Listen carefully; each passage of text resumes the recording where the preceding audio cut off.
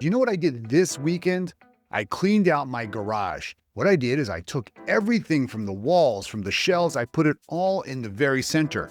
I took the stuff that I was getting rid of, I took it out of the garage. I know that needed to be donated and or trashed, maybe even recycled or gifted. I took everything else, I cleaned the whole place, and I put back only the stuff that served me, that I'll use again, and I was very diligent about it.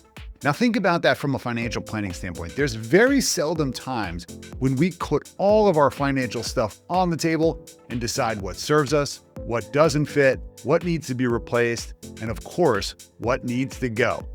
The reality is that when we have this opportunity to do this as financial professionals and help people organize their financial closet, we get a lot of opportunity to find idle capital, ineffective investments, inappropriate insurances that have to be reviewed, and of course, a lot of other structural changes that probably need attention. Think about it this way. If you're rebuilding your closet or your pantry or your garage as I did, you might not put everything back the same place it wound up.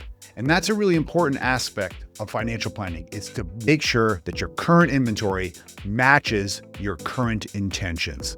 So be thoughtful about this. If you haven't done an asset map on yourself, now is the time. It's spring cleaning. Do this for yourself, do this for your clients, and let's clean up those financial closets.